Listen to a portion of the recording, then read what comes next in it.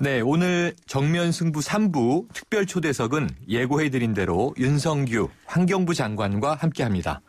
자, YTN 라디오까지 먼 걸음 해주셔서 감사합니다. 예, 반갑습니다. 네, 장관님.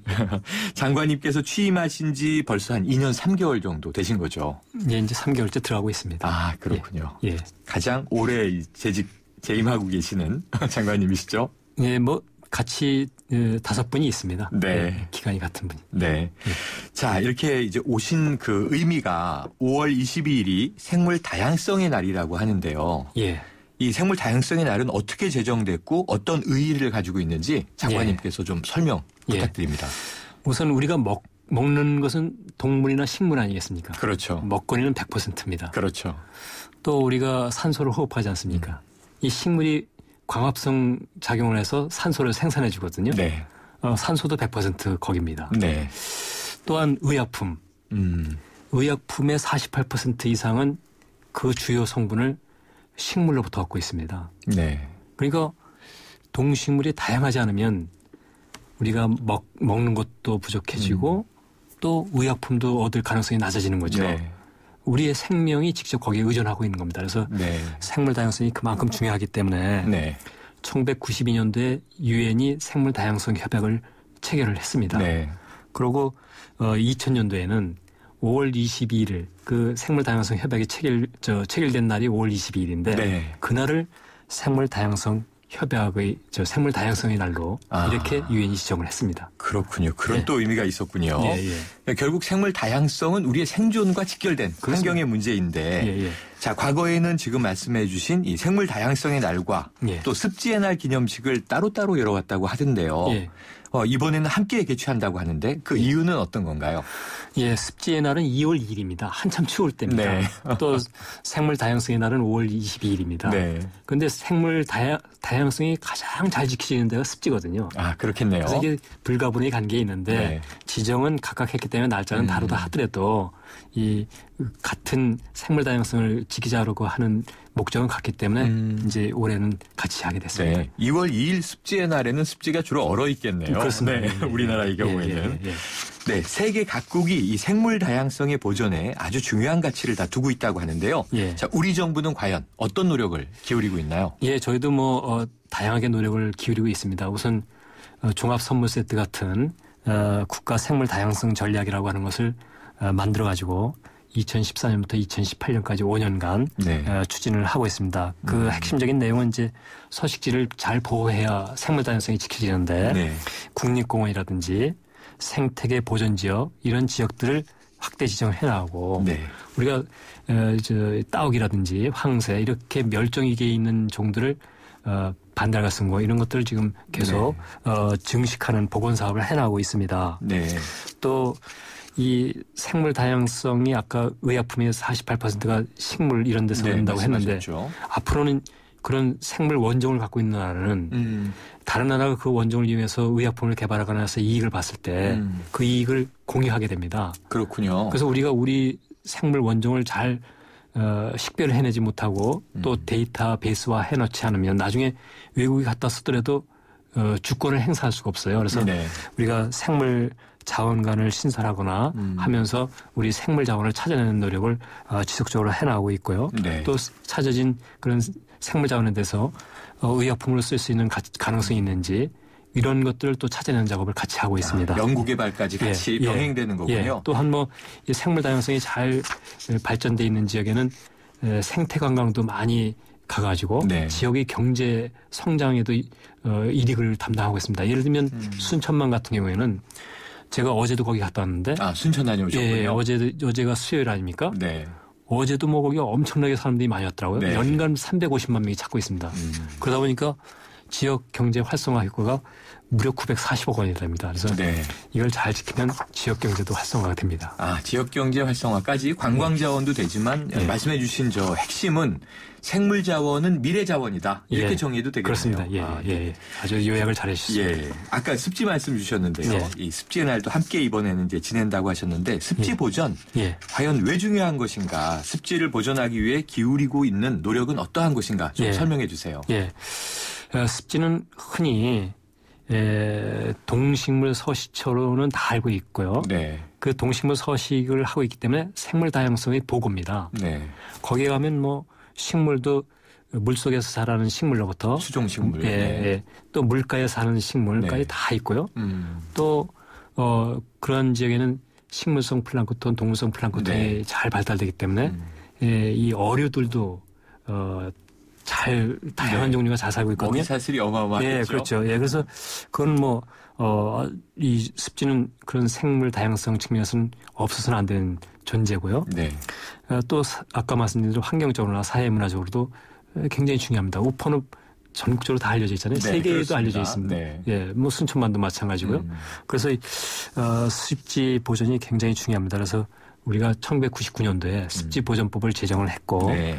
또 2013년부터 2017년까지 5개년 습지 보존 기본 계획을 수립을 해가지고 전국의 습지 분포도 조사하고 네. 또 거기에 외래 생물 이런 게 많이 들어와 있을 수 있는데 그런 거 제거 사업 또 이제 훼손된 습지를 복원하는 사업 또 습지를 습지 보호 지역을 확대 지정하는 사업 이러한 것들을 해가지고 국민의 삶의 질을 네. 완성하는 그런 노력을 해나가고 네, 있습니다. 습지도 중요하군요. 이 생물 다양성과 관련된 세계적인 행사, 이게 생물 다양성 협약 총회. 지난해 강원도 평창에서 개최된 소식 들었었는데요. 그 성과를 좀 소개시켜 주신다면 어떤 내용들이 있습니까? 작년에 이 9월 하순부터 10월 중순까지 3주간 평창에서 열렸습니다. 네. 87개국의 장차관 포함해가지고 164개 네. 국가 기관 국제기구로부터 대표가 왔습니다. 한 2만 5천여 명이 참여를 했습니다. 굉장히 큰 행사였네요. 국제적으로도. 뭐 국제기구도 42개 기관 또 164개국이 왔기 때문에 많이 왔죠. 그래서 여기서는 바이오 안정성 의정서 회의 또 나고야 의정서 회의 이런 것이 같이 열렸죠. 네. 나고야 의정서가 아까 말한 그 생물 원종을 갖고 있는 나라하고 그걸 이용했을 때 이익을 공유한다. 그게 이제 나고야 의정서인데 이게 회의 기간 중에 발효가 됐습니다. 네. 평창에서는 평창 로드맵이라고 한 것이 채택이 됐는데요. 이것은 이제 선진국은 과학기술도 있고 돈도 있지 않습니까? 그렇죠. 근데 생물 다양성을 잘 지키려 해도 개도국은 기술도 없고 돈도 없거든요. 네. 그래서 돈도 좀 그쪽에 지원을 해주고 기술도 지원해주는 이런 로드맵을 담고 있는 게 평창 로드맵입니다. 이게 이제 국제 간 교류를 촉진시키는 거군요. 선 개도국 간 기술과 또 자본 이런 것을 교류하게끔 하는 그런 로드맵이 채택이 됐고요. 또 그 구체적인 기술에 이제 교류를 하려면 플랫폼이 필요하지 않겠습니까? 그렇죠. 어딘가 중개 무역 돼야 되지 않겠습니까? 그게 이제 바이오 브릿지 이니셔티브라고 해서 우리가 제안했는데 그게 당사국 총회의 결정문으로 반영이 됐고 그걸 통해서 그런 재원 이런 분야가 마지막까지 선진국과 개도국 간에 논란이 많았거든요. 개도국은 더 내놔라. 서로 이제 이익을 또 선진국은 이제 가지고 너들이 먼저 지켜라. 이러고 있었는데 그걸 타결짓는 동기가 됐었습니다. 그렇군요. 굉장히 중요한 의미. 평창이라고 하는 개최지 이름이 들어간 거네요. 그렇습니다. 지금 말씀하신 또 이 바이오 브릿지 이니셔티브 이 플랫폼의 기능을 한다는 설명까지 주셨고요. 자, 이번 행사에서 이 생물 다양성과 습지 보존의 중요성을 국민들에게 또 알리기 위해서 다양한 부대 행사가 마련된 것으로 알고 있는데요. 어떤 것들이 있나요? 부대 행사는 뭐 우선 이 생물 다양성 분야에서 남들이 알아주든 안 알아주든 묵묵하게 일을 하셨던 분들이 많아요. 이런 분들이 총 26분에 대해서 정보 포상을 하게 되고요. 포상이 이루어지는군요.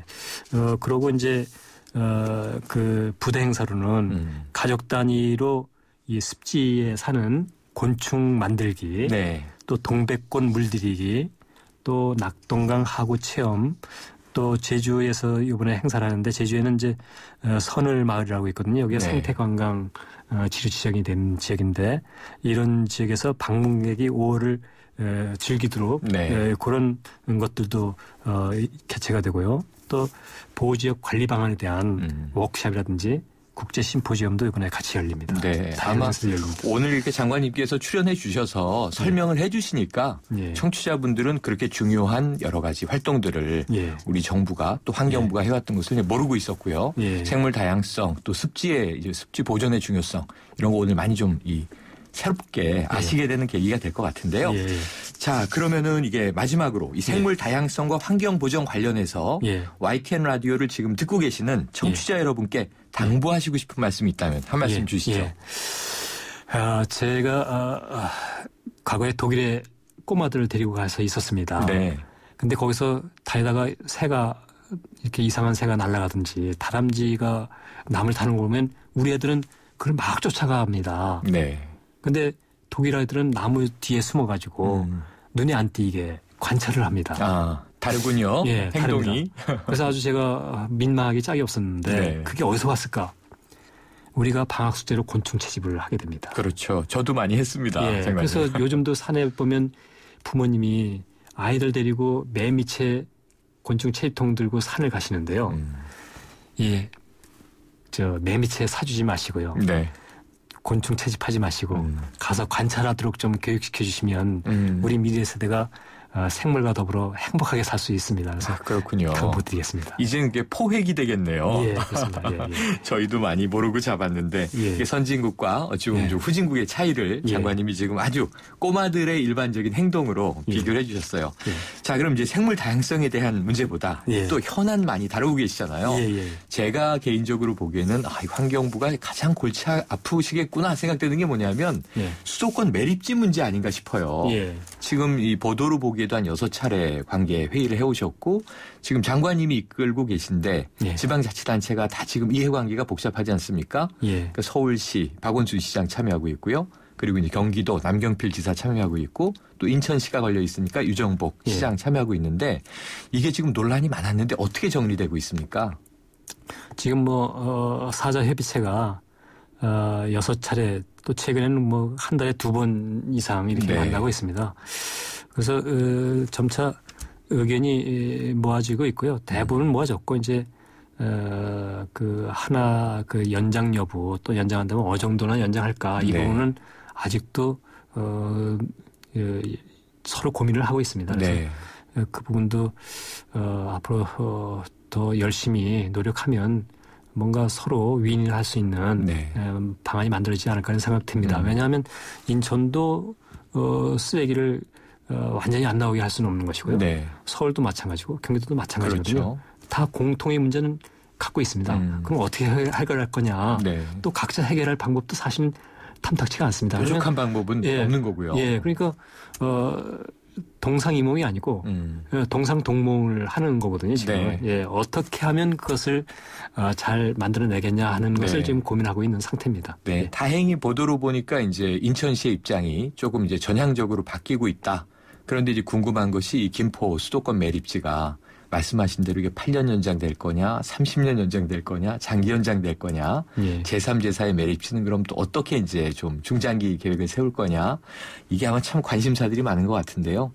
단순히 쓰레기 문제가 아니라 또 환경이라는 문제가 걸려 있으니까 그렇겠죠. 그렇습니다. 장관님의 역할이 크실 것 같습니다. 그래서 최선을 다하고 있습니다. 이제 조만간 이제 좋은 답이 나올 것 같다라는 말씀 주셔서 한번 기다려보기로 하고요. 장관님 또 이 가벼운 거 하나 여쭤볼게요. 요즘에 텀블러라든가 손수건, 그러니까 텀블러를 안 쓰면 일회용 컵을 많이 쓰게 되고 손수건을 안 가지고 다니면 이제 티슈나 휴지들을 많이 쓰게 되는데 이런 좀 뭔가 친환경에 도움이 되고자 이제 또 손수 그런 걸 들고 다니는 분들을 주변에서 많이 보게 되는데요. 장관님 혹시 일상생활에서 좀 환경을 위해서 우리가 노력할 수 있는 소소한 방법 어떤 방법 좀 권장 주시겠어요? 우선 아나바다를 얘기해야 될 것 같습니다. 아나바다. 아껴 쓰자. 나눠 쓰자. 바꿔 쓰자. 다시 쓰자. 아주 쉽게 표현해 주셨네요. 아나바다. 두 번째는 양치질하실 때 수도꼭지 틀어놓고 그냥 계속 양치질하는 분도 있어요. 오늘 아침에 제가 그랬습니다. 컵을 갖고 가셔야 됩니다. 죄송합니다. 컵을 갖고 가서 수도꼭지 닫아놓고 양치한 다음에 칫솔을 입에서 뺐을 때 비로소 수도꼭지를 열어야 됩니다. 맞습니다. 이렇게 하셔야 될 것 같고요.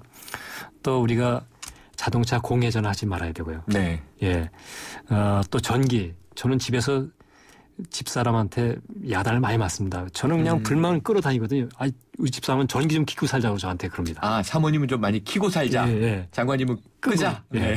그래서 불필요한 전기 끄고 살고 이렇게 하면 우리가 환경을 지키게 됩니다. 그래도 오늘 재밌는 게 말씀 듣다 보니까 가정에 돌아가시면 사모님께서 장관님보다 조금 더 힘이 세신가 봐요. 어떠세요? 여성분이 지금 대통령을 하고 계시지 않습니까? 그러네요. 맞습니다. 그런 시대군요, 우리가. 네. 장관님 말씀 들으니까 우리가 시민들이 정말 할 수 있는 일들이 많이 있네요. 자동차 공회전. 그러니까 저도 이 간단한 습관인데 정말 수도꼭지를 잠그고 이를 닫고 그 다음에 이제 틀거나 컵으로 담아야 되는데 그냥 물이 흘러내려가는 걸 이제 방치하면서 모르고 살았단 말이죠. 장관님 말씀 오늘 감사했고요. 오늘 이렇게 직접 스튜디오에 출연해 주셔서 특별 초대석으로 고견 들려주신 거 정말 감사드립니다. 예, 감사합니다. 네, 지금까지 환경부의 윤성규 장관이셨습니다.